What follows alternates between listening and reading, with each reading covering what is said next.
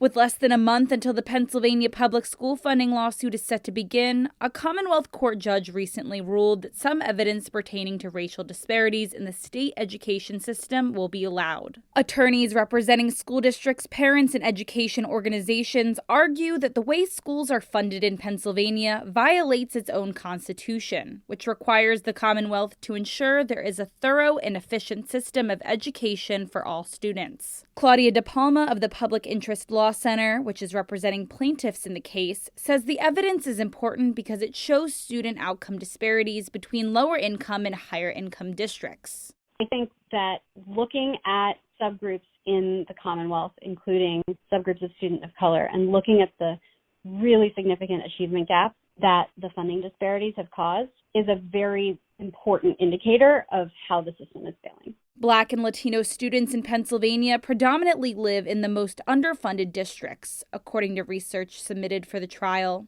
The lawsuit is calling for the court to order the governor and state legislature to create a system where every student can receive a quality education, regardless of whether they live in a community that can raise education funds with local taxes. Statewide coalition PA Schools Work released data fact sheets in June, which helps put the district-by-district disparities in perspective. For example, Philadelphia currently spends more than $15,000 per student, whereas neighboring Lower Merion, a higher wealth district, spends more than $25,000 per student. Pennsylvania has set a goal of 90% for its four-year graduation rate. To meet that target, Sharon Ward of the Education Law Center says the state must address funding inequities. We have a goal, we have an expectation for students, and the missing element is ensuring that all students have the resources to be able to accomplish those goals. And that's what the adequacy gap is. It's an estimation of what will it take to ensure that students across the state are going to be able to meet those goals. The school funding lawsuit is expected to start September 9th and will last 6 to 10 weeks.